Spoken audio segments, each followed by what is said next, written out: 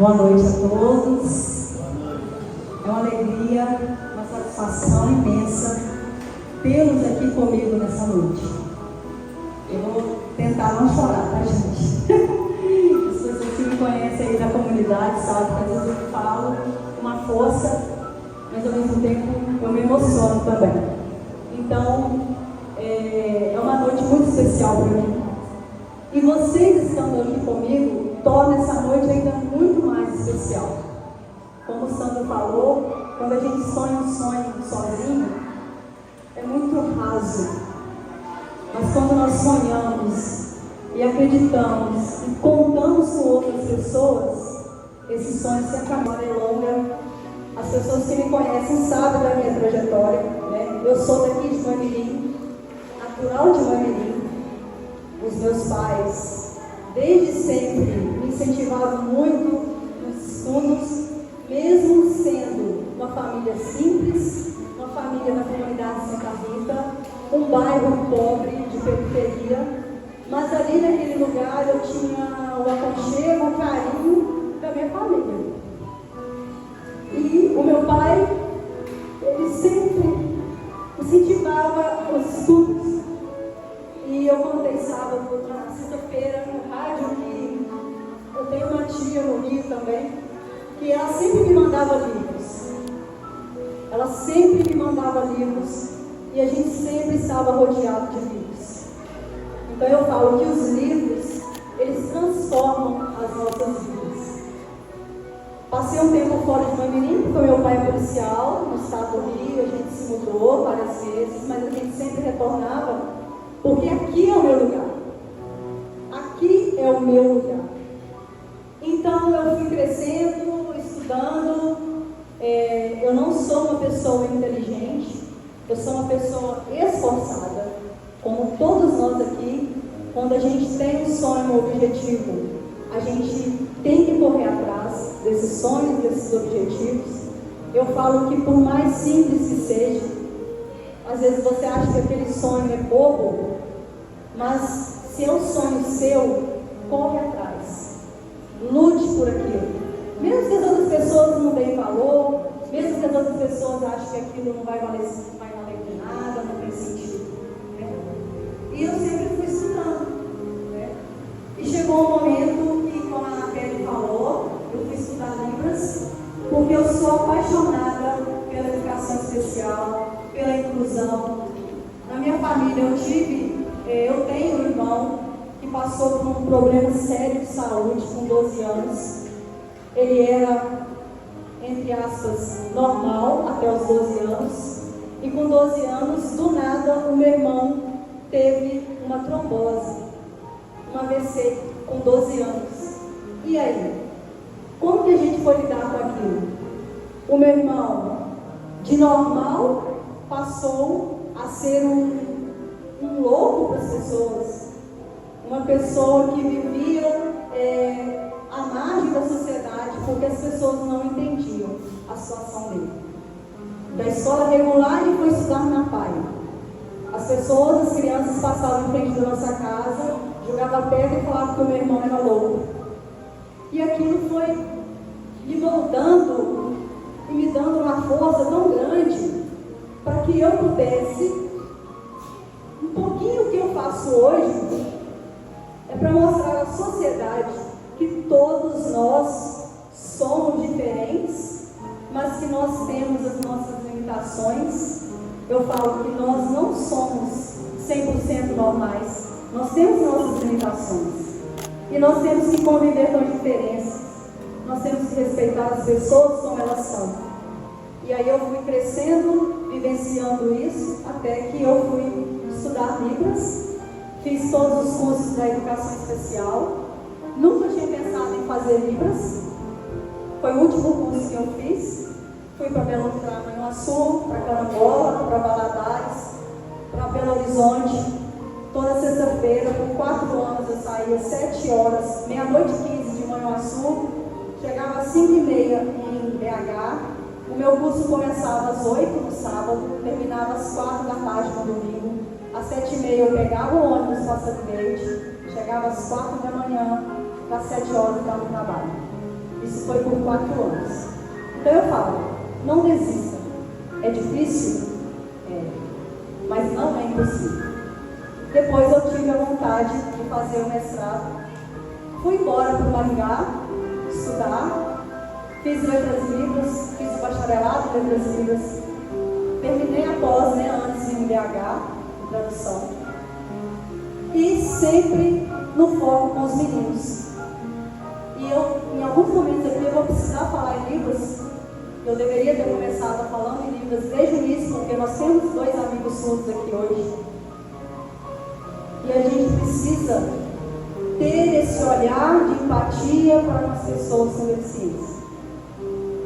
E eu fui lutar por eles, com eles, para mostrar à comunidade mangueirense que eles também têm voz, eles também têm vez, eles também são cidadãos.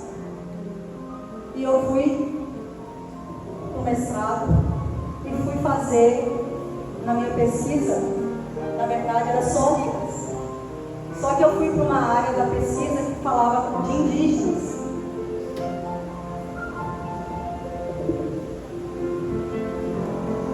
E aí eu comecei a estudar o tema de indígenas surdos no mestrado, lá em Maringá.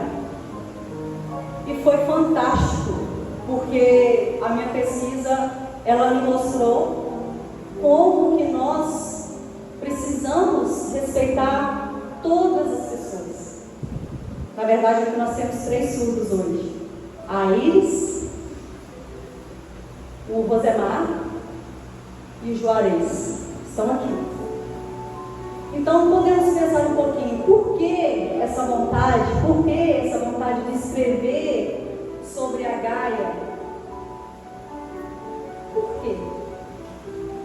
Porque nós ainda temos poucos pesquisadores na área da surdez, porque nós temos poucos pesquisadores na área indígena do nosso Brasil. Nós precisamos respeitar mais os povos originários. E quando eu estive na aldeia, quando eu vivi, eu senti na pele o que é ser indígena e surdo. Me deu mais força para continuar a história, para poder escrever esse livro que vocês vão conhecer. Por quê?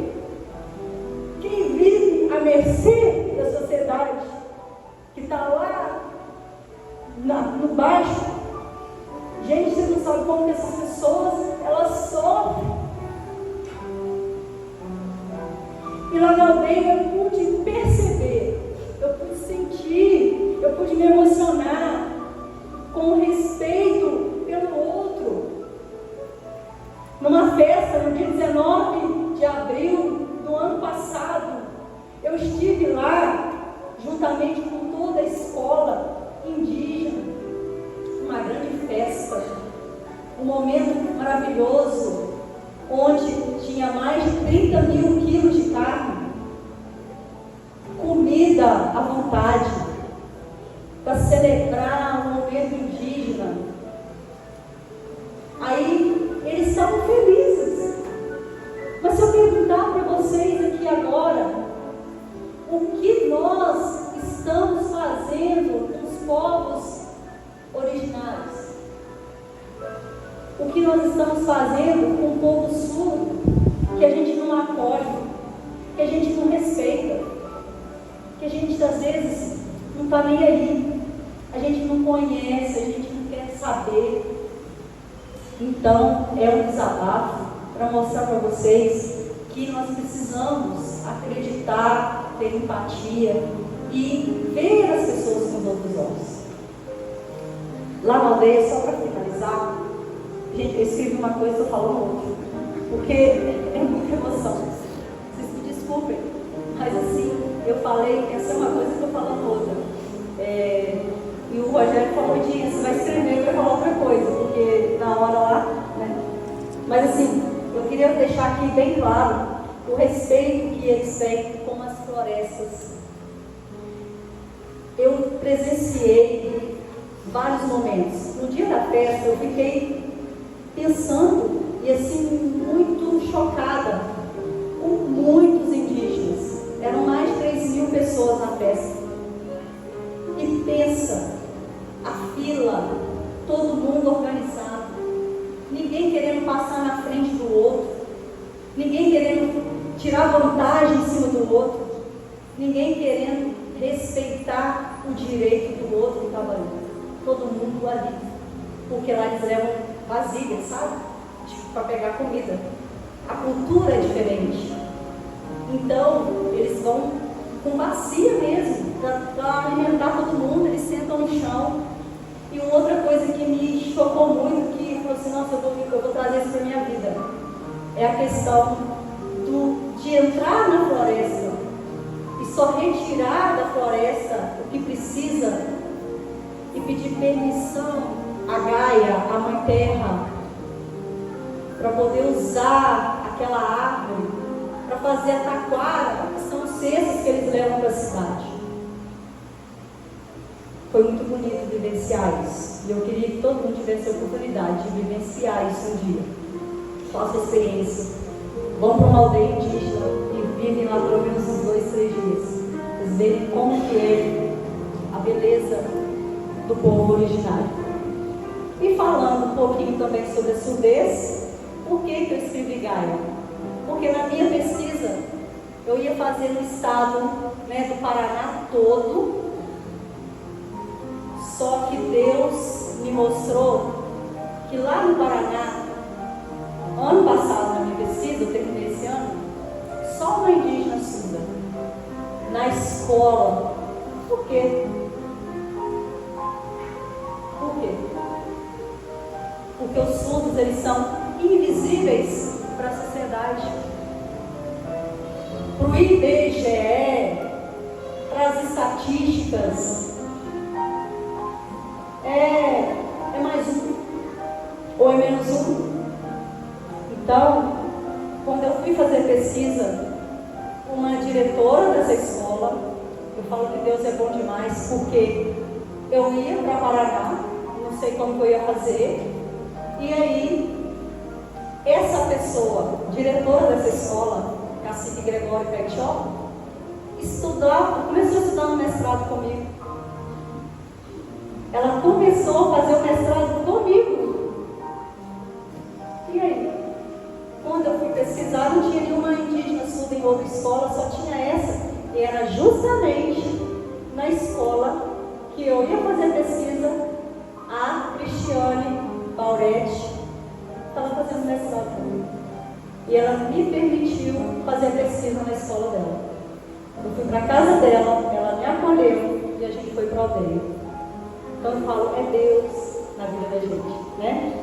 E só para a gente terminar, eu vou falar aqui que nós somos a imagem e semelhança um dos outros. Somos todos iguais em limitações diversas.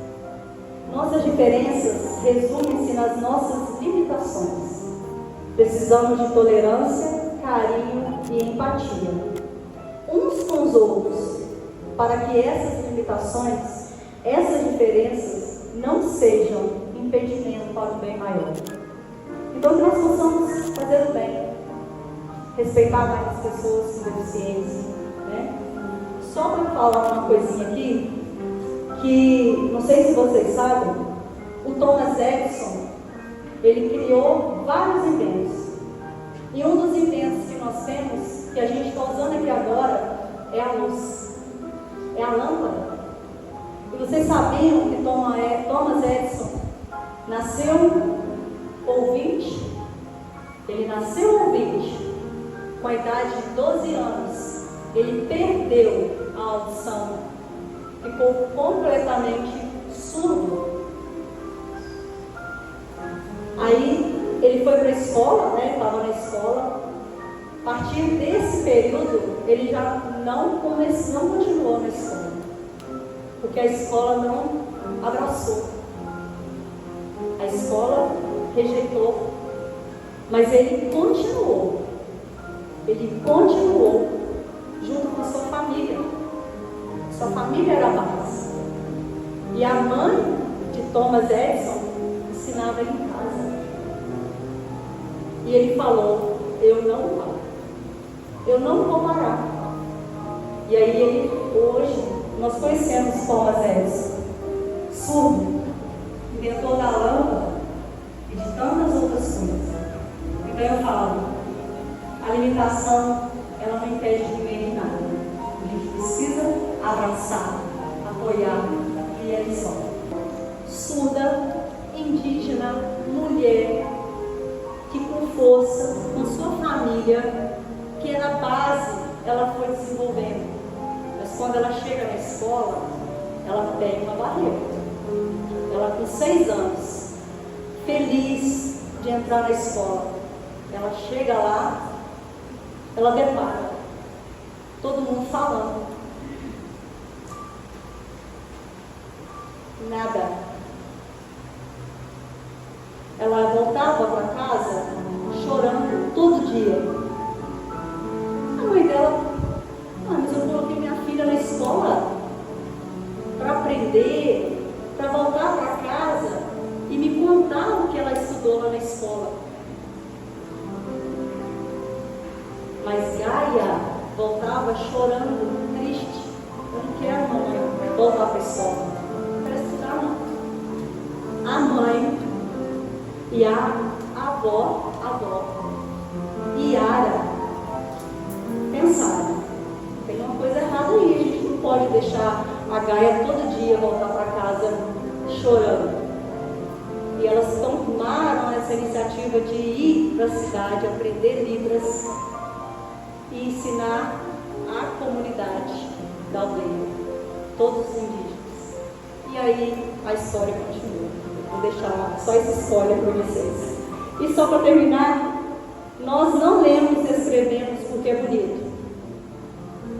Talvez vai ter momentos nas nossas escritas que a gente não vai querer ouvir o que está escrito ali, não vai querer saber o que está escrito ali, né? Nós lemos e escrevemos poesias, contos, histórias, porque fazemos parte da raça humana. E a raça humana, ela está impregnada de paixão. E eu acredito muito nisso. As pessoas ainda têm amor e paixão e compaixão. E a medicina, o direito, a administração, a engenharia, a arquitetura são atividades nobres e necessárias à vida. Mas a poesia, a beleza, o romance e o amor são as coisas pelas quais vale a pena viver. Um abraço afetuoso da professora